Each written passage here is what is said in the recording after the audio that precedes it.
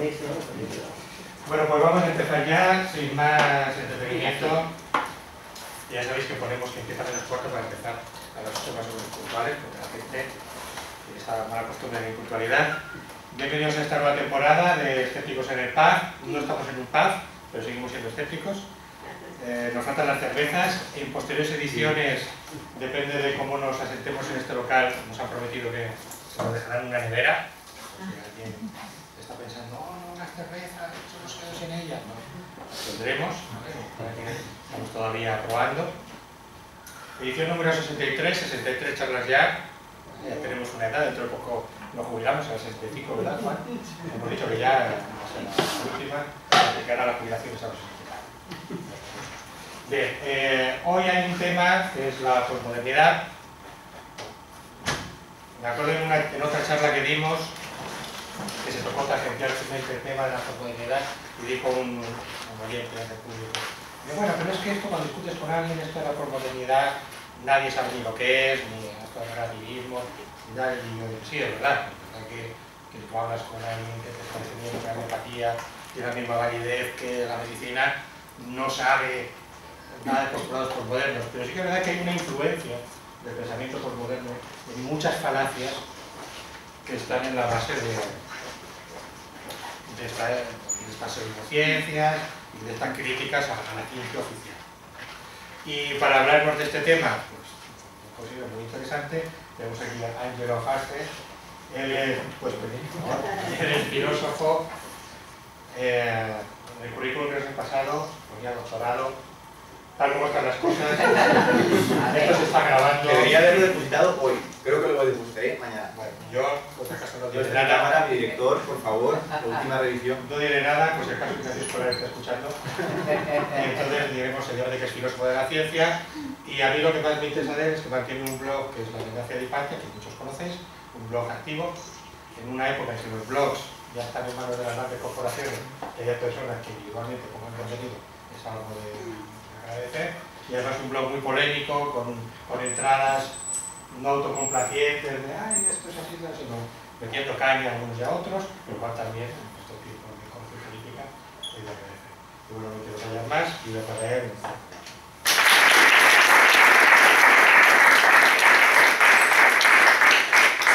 Pues nada, antes de empezar, gracias a Juan por la invitación.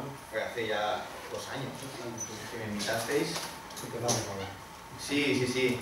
Tampoco me conocíais tanto, a lo mejor ahora es repetir la invitación.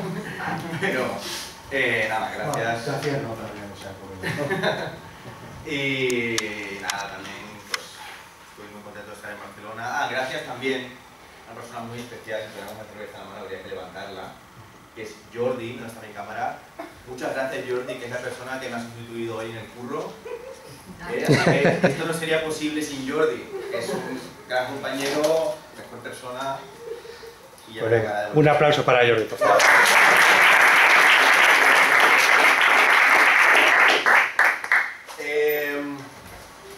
A ver, a mí me suelen llamar para hablar sobre pseudociencias. Yo, mi tesis doctoral, que aspira a ser mejor que la del presidente del gobierno, aspira, no sé. De aquí a Lima. ¿De aquí a Lima? Esperemos. Va sobre el criterio de demarcación entre ciencia y pseudociencia. Hacemos también estudios psicológicos sobre la cuestión y tal. Y cuando me llamaron para hacer ese tipo de pub, pensé en este tema, el tema de la posmodernidad. Es un tema que me ha interesado siempre, desde que estudiaba la carrera también. Tiene, como ha dicho bien en la presentación, implicaciones en el tema de la pseudociencia, de la racionalidad, el auge de la racionalidad en nuestros tiempos. Vivimos tiempos posmodernos, la modernidad, si no se ha acabado ya, está por acabar. Y también yo los posmodernos los conocí en la carrera, con gente que no suele ir a clase, está normalmente en el bar de atrás de la... se llamaba el agujero, se llamaba el bar, además en el que estaban los posmodernos en la Facultad de Filosofía de Valencia. Un nombre muy bonito para ellos. Y claro, gente que tampoco acaba la carrera normalmente. Y luego durante la carrera no se habla sobre esto. Es decir, la posmodernidad es algo que tiene muchísima influencia en nuestra sociedad, es muy importante, nos afecta directamente, quizás una de las pocas cosas que salen de la Facultad de Filosofía que nos afectan en nuestro día a día, y poca gente la conoce, ni siquiera los filósofos la conocen. No está en los temarios de las licenciaturas, normalmente se da en algún máster, y bueno, ya explicaremos por qué no están incluidos los postmodernos en los temarios de filosofía, por qué la gente no suele hablar sobre ello, y para explicar eso hay muchos peligros. Esta charla es muy peligrosa. Uno de los peligros es que yo mismo me pierda en la explicación, porque es un tema muy amplio, así que otro peligro es que no me pierda, pero lo explique y no se entienda nada, y os vayáis ahí diciendo, el loco este que se puso a hablar y no pillamos nada, no sacamos nada en claro. Así que para focalizarlo, mira, hay un vídeo que tengo minimizado. He traído varios vídeos, ¿vale? Entonces, el objetivo va a ser explicar esos vídeos. ¿Cómo hemos llegado ahí? Había traído varios, pero solo tengo uno con subtítulos y no hay audio.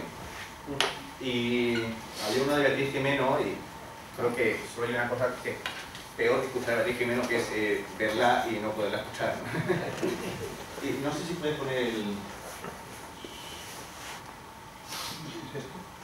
Sí, no, está minimizado. ¿No lo tienes? Sí, pero no se ve. Vale, bien. Es un boicot o intento de boicot a Ben Shapiro, que es no sabría qué es, un periodista de Estados Unidos, es de derechas, al menos bastante conservadora, en una universidad. ¿De edad?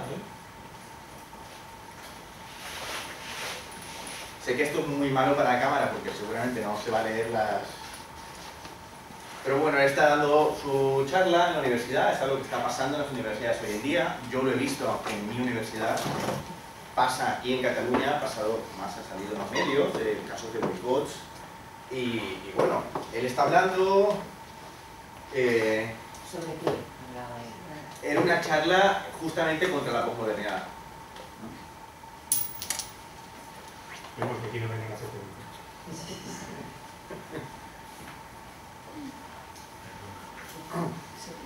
No sé si los subtítulos están gritando, bueno, el público reacciona y gritan la libertad de expresión de cosas. Entonces hay un encontronazo entre gente que defiende, aunque no esté de acuerdo con Ben Shapiro, a que están llamando supremacista blanco. De hecho, por aquí hay una persona, que no se ve bien, que es como de Pakistán, con un turbante, cuando gritan supremacista blanco. Entonces todos somos supremacistas blancos, el tío hace como, hombre, no voy a ser yo un supremacista blanco, ¿no? Discúlpame, un poquito. Este es mi campus, que gritan. En serio, bueno.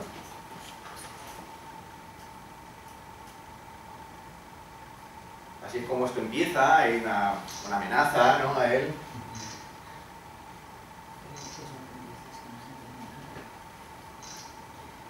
Bueno.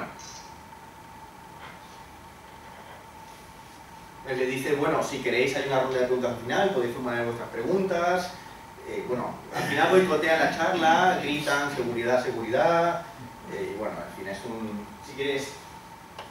Entonces, la idea de la charla es explicar cómo ideas que determinados filósofos tuvieron en su momento se han convertido en toda una agenda política que nos ha llevado a situaciones como esta, en la que dentro de la propia universidad, que se supone que es la casa del debate, el encuentro crítico entre diferentes posturas, acaba en boicot de los propios alumnos. También te había traído un vídeo en el que, bueno, es un caso muy famoso, un profesor de sociología de Yale que mandó un mail porque la unidad de igualdad de Yale había hecho a los alumnos con una guía para ponerse disfraces de Halloween. De qué disfraces son aptos o no aptos, o adecuados o inadecuados en Halloween. Y él y su esposa escribieron un email quejándose de que, aún a riesgo de que ciertos disfraces fueran ofensivos, los alumnos tenían derecho a ponerse el disfraz que quisieran, sin que la universidad intentara tiranizar su elección en su ámbito privado de qué disfraz se ponen ellos, ¿no? Y bueno, está el vídeo ahí, pero no tiene subtítulos. Bueno, lo cogen, le hacen un buen... Bueno, lo pillan en mitad de Yale, lo rodean, los alumnos lloran, le dicen que es la peor basura inmunda que se han cruzado en la vida, Y el profesor es un pope, o sea, es un tío que tiene un ITH que alucinaríais. Y entonces se rompe el respeto o digamos, la jerarquía dentro de la universidad, y son ellos los que, bueno, hay una actitud claramente amenazante hacia su propia integridad, no les está asustado. Tampoco quieren hablar con él y demás. Entonces, bueno, si pasas al diapo. Primero que nada, una de las cosas complicadas cuando uno habla de la posmodernidad es de qué posmodernidad vas a hablar, porque es un término polisémico que se aplica de formas distintas en distintos campos. Es decir, no es lo mismo lo que se suele denotar como posmodernidad en arte, en arquitectura y en filosofía. Entonces, normalmente cuando los arquitectos hablan de la posmodernidad arquitectónica, que está Manu, que es arquitecto y que nos habla mucho más que yo sobre esto, se suele hablar de estas cosas horribles, son horrendas, que se llama también neoclasicismo, que es mezclar diferentes estilos en un modo muy ornamental, pero realmente horroroso. La arquitectura posmoderna, yo creo que es la forma de posmodernidad más alejada de lo que en filosofía se entiende por posmodernidad, ¿vale? Es una forma de multiculturalismo aplicado a la propia arquitectura, que, bueno, estuvo de moda, ahora se ha vuelto a poner de moda, creo. Luego está la posmodernidad artística, sobre todo se aplica al cine. El cine posmoderno es, también yo creo que Mabel, que está aquí, sabe más de eso que yo. No, es muy guay ir con Manu y con Mabel a los sitios porque son arquitecto y un artista, entonces puedes preguntar sobre cualquier cosa y siempre tienes respuestas. El cine posmoderno normalmente o rechaza contar una narrativa o la cuenta de un modo anárquico, dando saltos temporales. Pulp Fiction, por ejemplo, se considera una película posmoderna. Es autorreferencial, el cine autorreferencial, los personajes rompen la cuarta pared, películas que te están diciendo en tiempo real que la propia película es una mierda, y esta clase de cine es lo que suele llamarse posmodernidad cinematográfica. Y luego está la posmodernidad filosófica, que está un poco a la base de todo. Posmodernidad filosófica, si le das.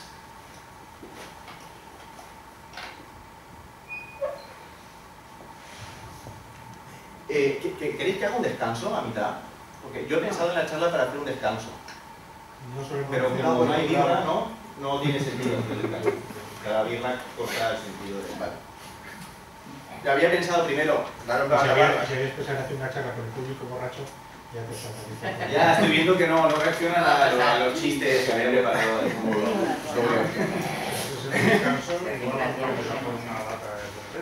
Joder, yo voto que sí. Es complicado porque ¿no? Cuando tengamos nevera sí, pero de momento bueno, primero sale la barra con la parte aburrida y luego pasaremos ya a la posmodernidad política, ¿vale? Pero vamos a hablar un poco de filosofía. Entonces, la posmodernidad filosófica es toda una tradición que sigue, digamos, el esquema clásico de lo que es un movimiento filosófico que llega a convertirse en un movimiento político. El marxismo, por ejemplo, tiene un esquema parecido a este. Primero están los, digamos, antecedentes, ¿vale? Los autores que realmente escribieron cosas interesantes. Nietzsche, Wittgenstein, Foucault, Kuhn, la Escuela de Frankfurt, Heidegger también es un autor, y a estos les saquean todo. Casi todo lo que está en los posmodernos ya está en estos autores. Por eso en las facultades de filosofía, ningún profesional de filosofía realmente potente se haga un libro de Lyotard o de Rorty, porque al fin y al cabo pues era Wittgenstein. Y la gente de filosofía que realmente quiere trabajar sobre eso de forma profesional, prefiere hablar con Antonio del Circo y no los animales, ¿no? Entonces, hay muchas tesis doctorales sobre Foucault, sobre Kuhn, pero muy pocas sobre Latour o sobre Kristeva. La primera generación, estos autores parecen muy dispares, pero en el fondo sí que tienen muchos elementos en común. El primer elemento en común, y el principal, es una forma de... Primero son autores muy conservadores, todos ellos son muy conservadores, todos ellos piensan o reflexionan de forma muy constante respecto a la propia construcción de la identidad personal y del conocimiento por parte de grupos sociales, ¿no? Lo que Wittgenstein llamaría una forma de vida construida por juegos de lenguaje, quizás Kuhn, que de hecho estuvo influenciado de forma indirecta por Wittgenstein, lo llamaría paradigma, por ejemplo. O Foucault lo llamaría la estructura, el primer Foucault, ¿no? Luego, por ejemplo, el concepto de deconstrucción de Derrida se lo roba Heidegger. Y básicamente Foucault, que le roba casi todo a Nietzsche, Foucault se consideraba a sí mismo un nietzscheano ortodoxo, luego es el que influye en casi todos, en la visión de la historia, la posmodernidad y demás, con lo cual hay una historia conjunta de mutuo saqueo y al final sí que creo que de algún modo forman una escuela muy vaga, muy diferente, pero que creo que sí que puede tener paralelismos suficientes como para englobarlos como antecedentes de un mismo movimiento, ¿vale? Luego está la primera generación. Estos autores lo que hacen es coger mucho de aquí y sistematizar algo.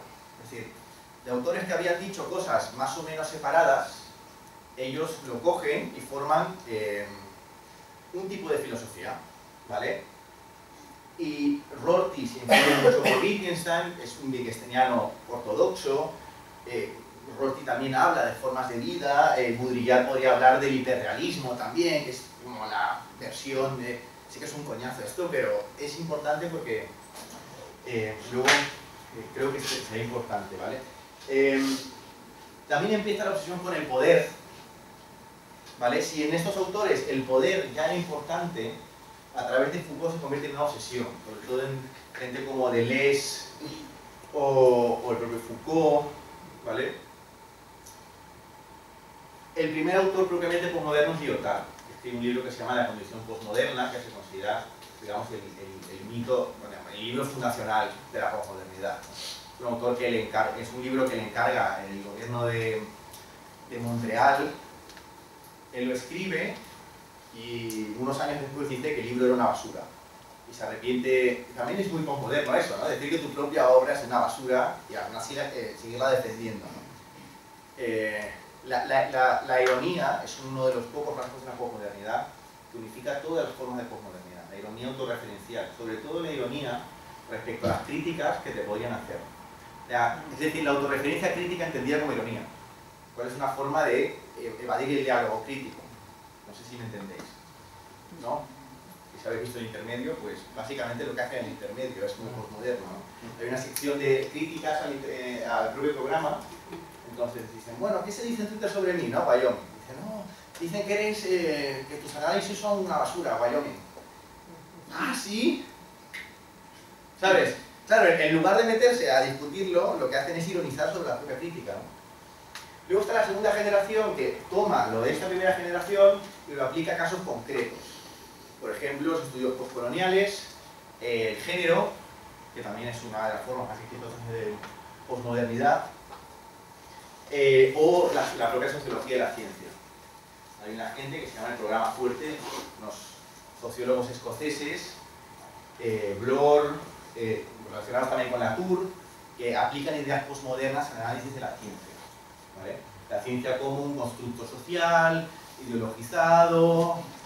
Son gente muy curiosa, ¿vale? Y de hecho, la verdad es que yo, con la vida en el laboratorio de Bulgari y Latour, es un libro muy bueno porque de verdad que te partes. Ellos se metieron al laboratorio de Guillemin y los estudiaron los científicos como si fuera una tribu. Y intentaban explicar la construcción de los hechos científicos. Pero se metieron ahí, pero todo está escrito en un tono exotista, como no sé, el plan Conrad o el Tristes Trópicos, ¿no? Y al final los científicos se quejaron de que habían tergiversado la manera de su trabajo. Y luego está esta última generación, que es la que tenemos encima, que es ya la posmodernidad politizada, ¿vale? La izquierda posmoderna, no sé si se puede decir que hay una derecha posmoderna, no creo que haya una derecha posmoderna, y Trump no es propiamente un posmoderno, pero usan las herramientas de la posmodernidad cuando les conviene, ¿vale? Y los social justice warriors, que ya los veremos luego, ¿vale? Entonces, ¿por qué cuesta tanto entender qué demonios es la posmodernidad? ¿Por qué la gente viene a estas charlas con algo de morbo de el tío se va a hundir a sí mismo, se va a bloquear, no va a poder explicarlo, esto es muy complicado? Básicamente porque ellos mismos se venden así. Es decir, la posmodernidad es en la siguiente... Mira, si pasas allá y luego volvemos. ¿Vale? La posmodernidad, pese a que se vende como el fin de la filosofía, el fin de la razón, el fin del sistema, el fin de la sistematización de la historia, de los hechos científicos, de las generalizaciones, no es eso para nada. La posmodernidad es un sistema filosófico a la vieja usanza. No hay nada en ella que se resista al análisis filosófico de toda la vida. Se puede analizar exactamente igual que se analiza el kantismo, el platonismo, el hegelianismo o el cartesianismo. ¿Vale?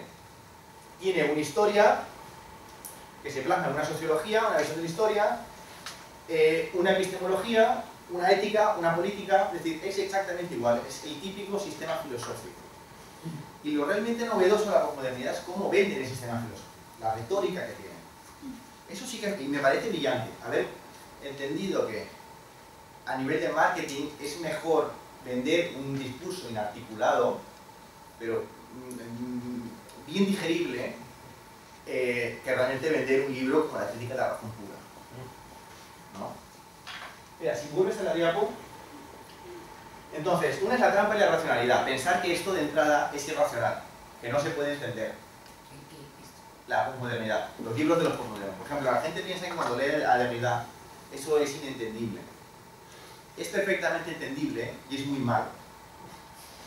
¿Vale? Pero lo que te venden es que, y también la trampa del lenguaje, los posmodernos, y esto está en el propio Derrida, una forma de revolución contra la razón, ellos atacan la razón, es tener un lenguaje inarticulado que directamente apele a lo emocional o a lo puramente aprehensible y que no sea, digamos, un lenguaje clásico, de teoría de argumentación clásica.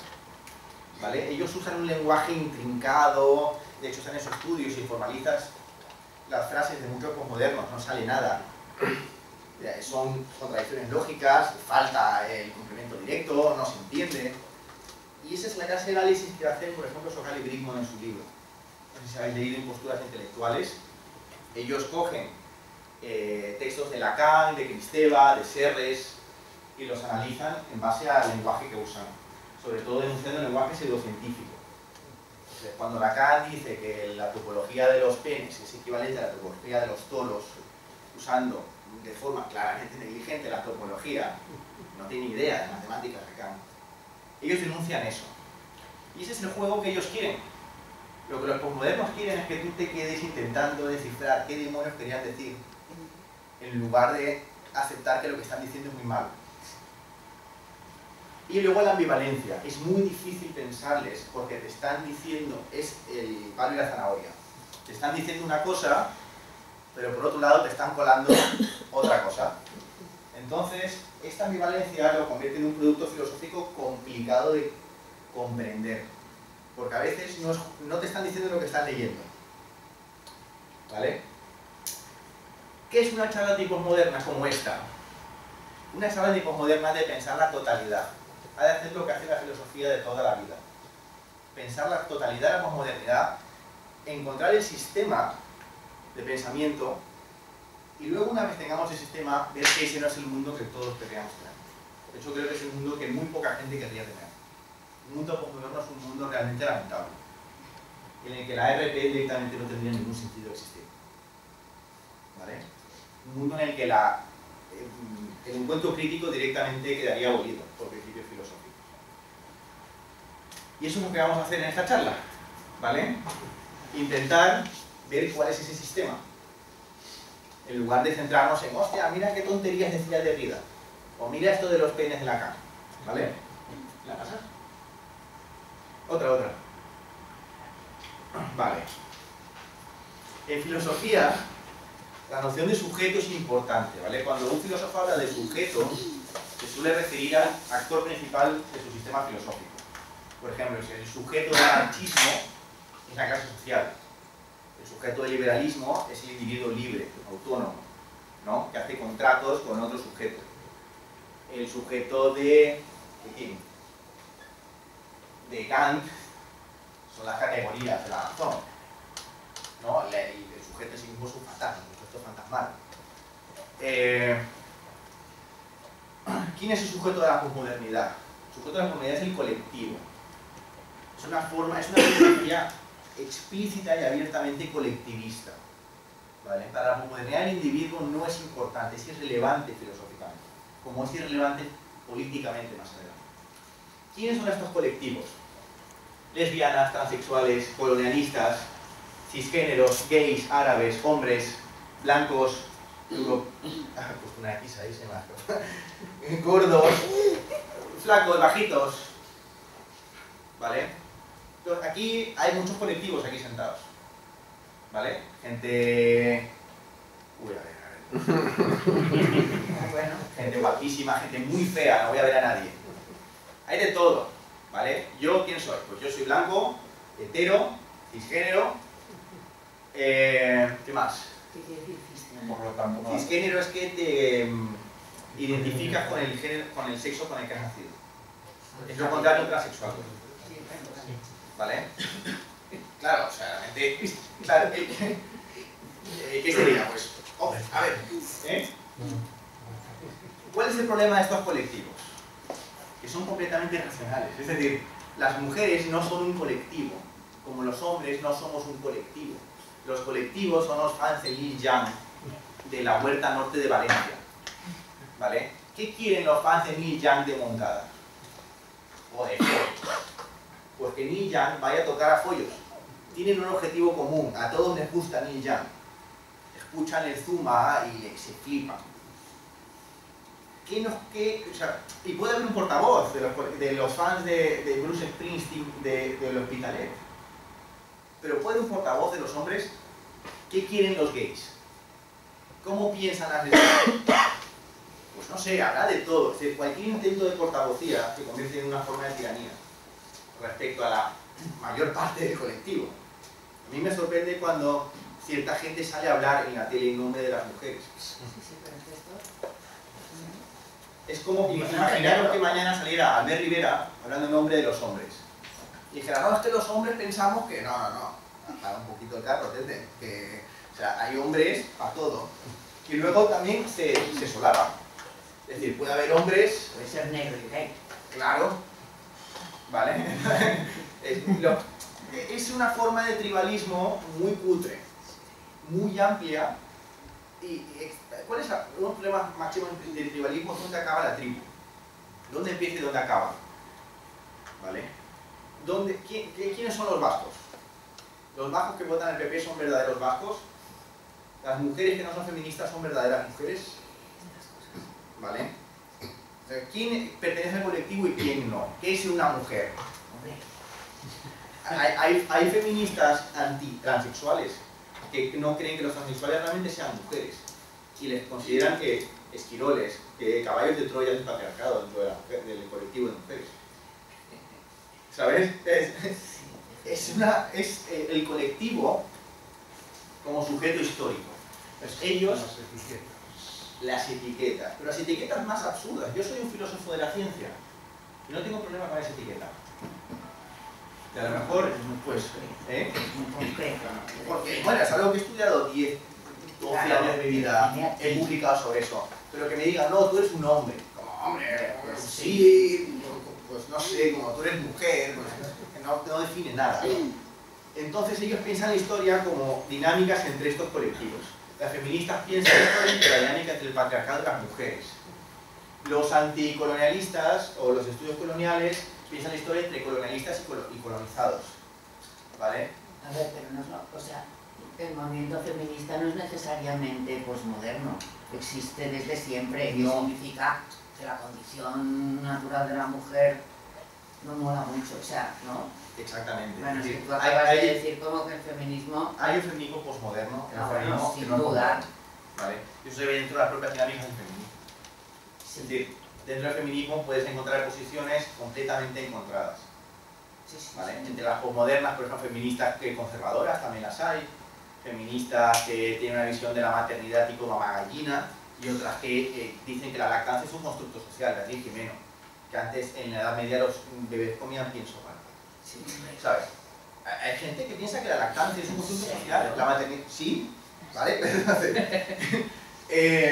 Vale, pasa a la diapositiva, por favor. Entonces, ¿esto en qué te convierte? ¿Vale? Primero está el sujeto histórico y luego está el sujeto individual. ¿Quiénes somos nosotros?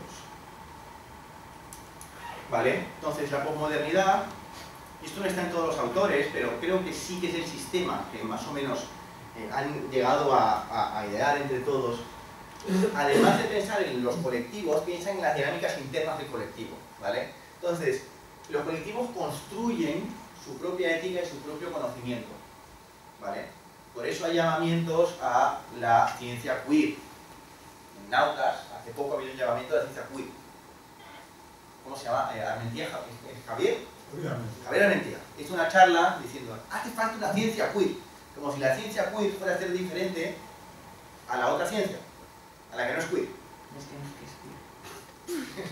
Queer es que tienes es un término muy amplio, ¿vale? Tienes una teoría compleja, pero básicamente es que tienes una construcción de género extraña. ¿Vale? No es un género, es que hay unos 30 o 40 géneros. ¿Vale? O sea, hay hombres, mujeres, género fluido. ¿Vale? Y, bueno, eso ya es un caso específico, ¿vale? De pensamiento complejo.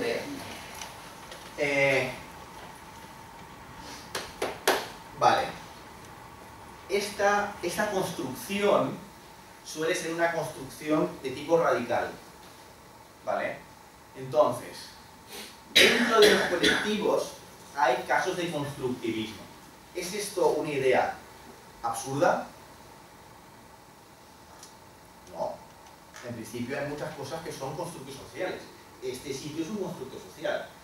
¿Cuándo decimos en filosofía que algo es un constructo social? Cuando su propia existencia es dependiente de la existencia de una sociedad. El dinero es un constructo social. Las sillas son un constructo social. Las bicicletas, las piedras son un constructo social. No, depende de qué piedra, ¿no? Bueno, o sea, sí, a ver, ¿el cielo es un constructo social? No, Mira, pásala de todo. Entonces, hay un constructivismo moderado en filosofía, que a mí me parece interesante. Por ejemplo, la estética tiene un alto contenido de construcción social. Hay sociedades en las que determinadas cosas son bellas y en otras no. Ahora, ¿eso es completamente construido? Pues parece que no, parece que sí que hay parámetros, los psicólogos han estudiado parámetros de atractivo sexual o de belleza que son transculturales. Entonces, por ejemplo, hay un constructivismo, hay diferentes formas lingüísticas de referirse a lo mismo. Por ejemplo, la psicología y la neurociencia se refieren al sistema nervioso usando diferentes lenguajes. Cuando los psicólogos estudian la memoria, hablan de la memoria como constructo psicológico. Cuando los neurocientíficos hablan de memoria, hablan de la memoria como mecanismos biológicos. Porque lo estudian a diferentes niveles de abstracción. Y esto es válido. Podemos usar diferentes lenguajes para hablar sobre lo mismo. Pero hay un lo mismo, ¿vale? Imaginaros, esto es un ejemplo de Batman, que a mí me gusta mucho. Imagina cuántos objetos hay aquí. Los círculos, 3, ¿no? Pueden haber 3 objetos. Si yo te digo que hay 7 objetos,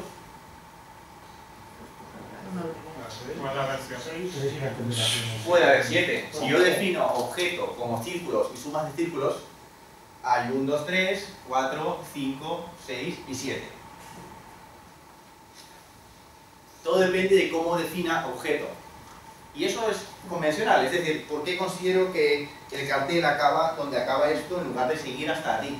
Y digo, no, el cartel acaba aquí. En verdad, hombre, parece más, es decir, es intuitivo pensar que acaba ahí, pero al fin y al cabo hay un nivel de consenso respecto a ciertas cosas. Claro, las palabras están definidas en un objeto. Pero, ¿cuántos círculos hay ahí? 3. 3 círculos.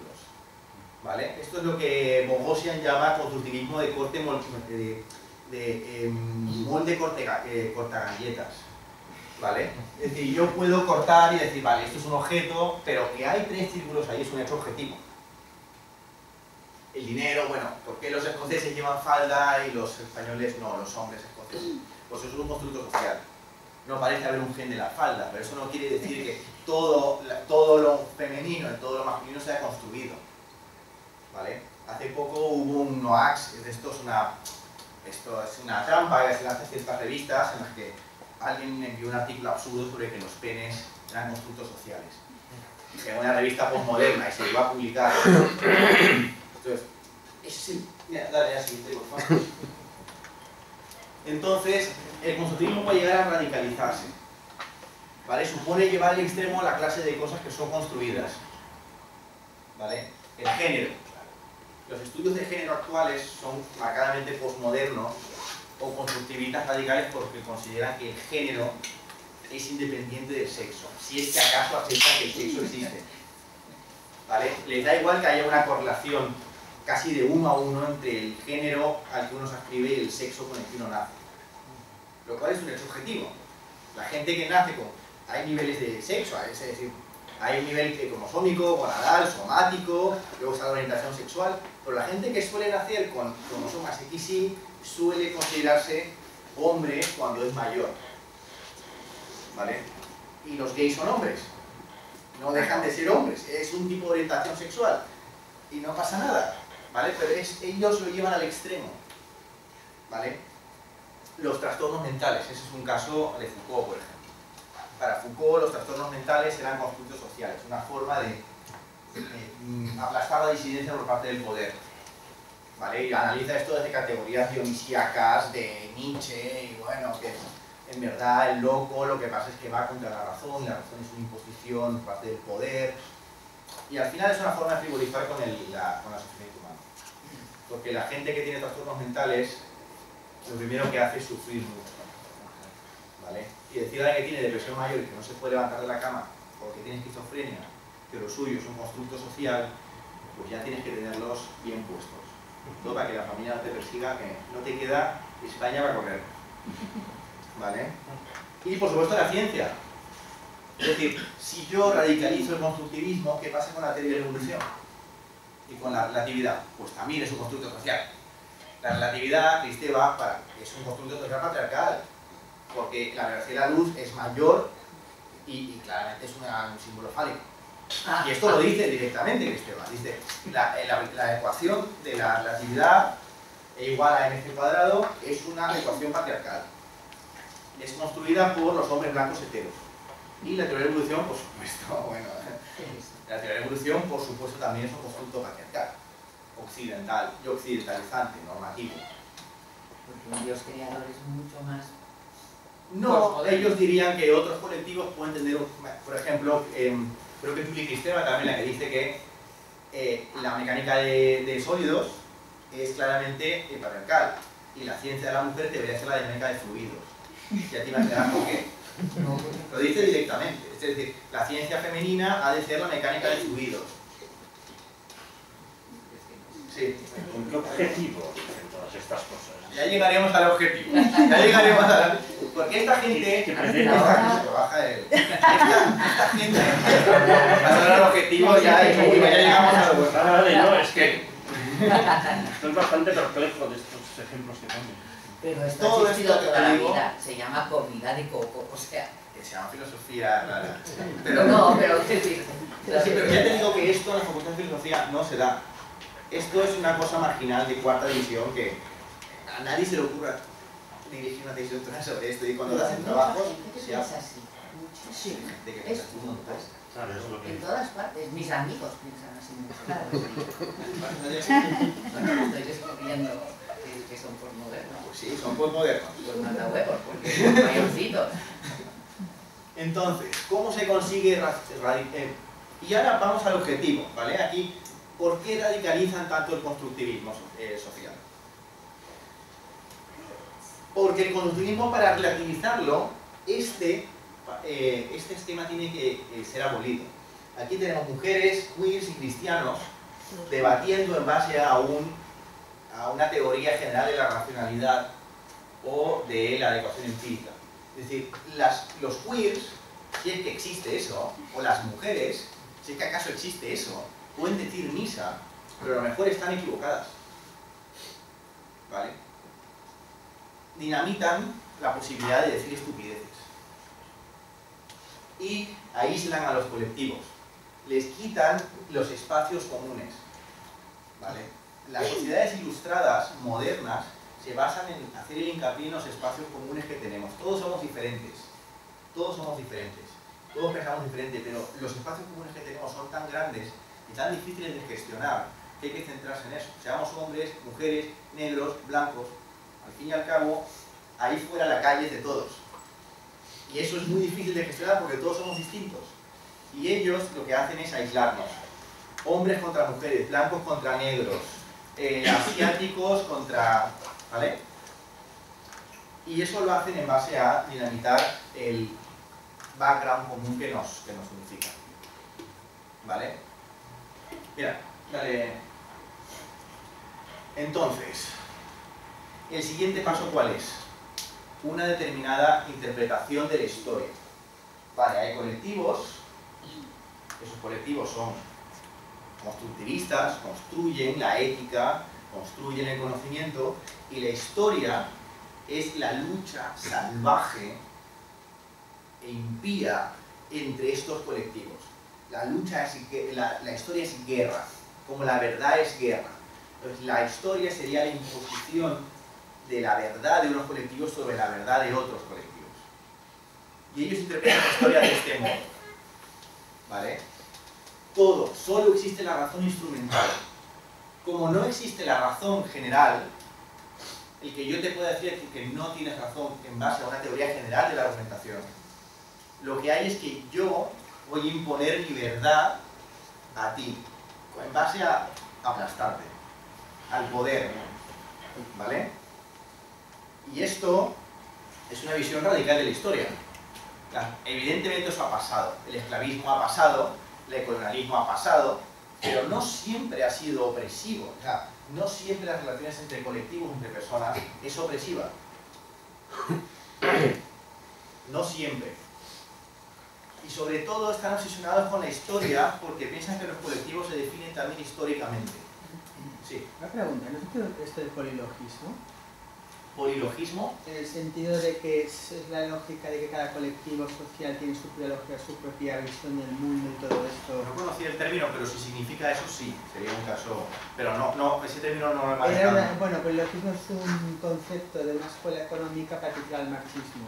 Sí. Porque en el marxismo siempre hay la idea de que el polilogismo, que los ingleses son diferentes a los obreros, todas estas cosas, es un concepto del siglo XX de la escuela austríaca, por eso lo preguntaba.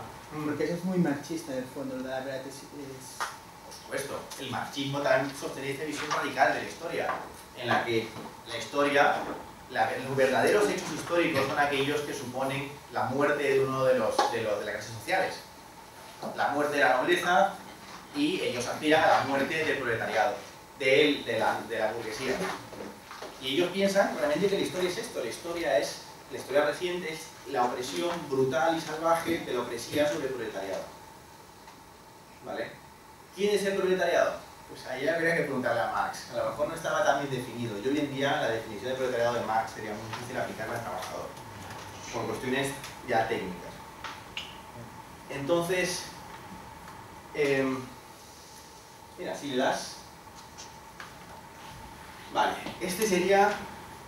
Claro, hay colectivos, pero no se ordenan de cualquier modo, ¿vale? Por razones históricas, hay unos colectivos que han triunfado y otros colectivos que han fallado o han sido oprimidos. Entonces están los opresores y los oprimidos. Los opresores lanzan contra los oprimidos, que son, por ejemplo, mujeres, negros, homosexuales, poder, opresión y privilegios. Tienen privilegios sobre ellos. ¿Vale? Esos privilegios son definidos por la historia. Es decir, yo tengo privilegios sobre ti por el hecho de ser hombre y porque hay una historia por detrás que hace que el propio hecho que yo te esté hablando ahora mismo es opresivo. Sí. todas las relaciones entre colectivos son de opresión. Cuando son dos colectivos oprimidos y opresor... Sí, pero no de hablar, pero evidentemente si un colectivo puede ejercer una fuerza y los hombres primitivos eran más fuertes, cogían a las tías y las truncaban por la fuerza y los monos hacen esto. Quiero decir, hay una cosa que es cierta de esto, que existe por más fuerte y menos. El vídeo que iba a sacar de Beatriz Jimeno dice justamente eso. Dice, literalmente dice, ellos pueden violarlas cuando quieran, pero si ellas tienen sus fantasías sexuales y meterle un dedo por el culo, no pueden. Él les va a meter un tortazo y va a decir que no quieren. Y eso es una forma de privilegio. Y una bola. Pero esto ya no pasa hoy en día porque hay toda una serie de consensos. Claro, hay una serie de consensos. Pero ellos están pensando... Porque puedes joder por otro lado, no por la fuerza bruta. A ver, ¿qué pasa con estos negros, vale? ¿Qué pasa con los negros, vale? Los negros de Estados Unidos piensan que son... A ver, un estudiante negro que va al Yale y paga 100.000 pavos al año y dedica su tiempo libre a escuchar jazz, de ir a conciertos de, yo qué sé, de los Pet Shop Boys, y siguen tocando. Es fan de la música de los 80s. Y este tío cree que pertenece al mismo colectivo que los esclavos de los campos de algodón de Mississippi de siglo XX. ¿Vale? Se ha ido aclarando. Básicamente, No, solo para el mismo color, digo. claro, lo único que tiene es el mismo nivel de concentración de melanina en la piel. ¿Vale? Aún así habría que ver si no lo siguen viendo negro, ¿eh? ¿Sabes qué quiero decir? Con todo esto de ir ayer se ha ido pero eso aclarando. es una cuestión de analizarlo, ¿vale? Por eso. Entonces, la estructura de opresión es esta, ¿vale? Mira, dale. En principio es cierto esto. Vale. Entonces, el principio de opresión es un principio filosófico, es decir, todas las relaciones entre hombres y mujeres son de opresión, todas las relaciones entre occidentales y árabes son de opresión, todas las relaciones entre heteros y homosexuales son de opresión, todas. Yo ahora mismo estoy ejerciendo mis privilegios hablando. Tu mansplaining. El mansplaining, ¿vale? Y eso se traduce en casos específicos. Principio heteronormativo, los heteros imponen su constructo de género sobre los homosexuales. Principio colonial, el principio heteropatriarcal. Uy, no, ahí lo he repetido, ¿vale? Entonces, mira, a ver. Entonces, no, es la misma, pero ahora aparece lo que los modernos quieren hacer, ¿vale? Si los oprimidos, o sea, si los opresores ejercen esta clase de dinámicas sociales sobre los oprimidos, la agenda social de la posmodernidad implica que haya una compensación, que los oprimidos se empoderen en base a la justicia social que les retribuya históricamente. ¿Vale? Entonces, básicamente esta es la visión postmoderna de la sociedad. ¿Vale? En esta ejemplo falta una cosa. ¿Qué? Visibilizar. Ya llegaremos, ya saldrá, la visibilización. ¿Vale? Pues no quiero decir nada por esto, pero al final hay una ronda de preguntas. No sé tú si prefieres. Sí, porque a veces se me corta el hilo de lo que estoy pensando. Sí, te diría. Vale. Porque una intervención puntual, pero si nos vamos animando, pues al final ¿El debate, por favor? Vale, entonces llegamos a la posmodernidad política. ¿Vale? Vemos que hay colectivos que construyen conocimientos, oprimen unos a otros, y esa opresión se define en base a dinámicas históricas de la era de la picor. ¿Vale? ¿Qué hacen los posmodernos en este momento? ¿Vale? Hasta ahí, básicamente se están basando en los autores del pasado. ¿Vale? Autores que son buenos. Es decir, yo puedo estar en desacuerdo con Wittgenstein en casi todo lo que dijo. Pero Wittgenstein era un hacha. Es decir, hacemos ahora mismo aquí un semestre de Wittgenstein y todos flipamos. Porque era un gran filósofo. Foucault era un cretino con muchas cosas, pero hay que admitir que era un tío que era muy audaz analizando el poder. Y era un buen pensador. Rorty ya menos. ¿Vale? Kristeva ya menos. Y ya, claro, si ya no te puedes basar en los del pasado para ejercer... Porque, ¿qué pasa? Para los autores, los antecedentes del posmodernismo eran muy conservadores, defendían básicamente el status quo. Para Foucault, para Wittgenstein y para Kuhn, por ejemplo, el disidente era irracional, era imposible de explicar. Wittgenstein creía que las formas de vida no debían ser nunca puestas en entredicho por otras formas de vida. Kuhn defendía la dictadura del único paradigma. Y el que se saliera de ese paradigma era imposible de categorizar filosóficamente. Era una anomalía espaciotemporal, imposible de comprender desde una óptica racional. Foucault igual, ¿vale? De hecho, a Foucault en el mayo 68 no lo llamaron a Sartre. A Foucault lo veían como una persona muy reaccionaria. Lo que pasa es que luego ha pasado la historia con un autor. De hecho, Foucault no pensó en el disidente hasta ya el final de su vida. No le importaba la disidencia. A Foucault le importaba la estructura y el poder. Era su obsesión. Entonces, cuando tuvieron que elaborar la política, tuvieron que hacer cosas propias. Y ya eran autores menos audaces, ¿vale? Entonces, la política posmoderna es mucho más mediocre que sus postulados filosóficos, que ya son mediocres. ¿Verdad? Entonces, el asalto al poder por parte de los colectivos oprimidos, o supuestamente oprimidos, se hace en base a el concepto clave de la posmodernidad política, que es el empoderamiento, que se contrapone a la emancipación ilustrada. Los ilustrados soñaban con una sociedad, una humanidad emancipada.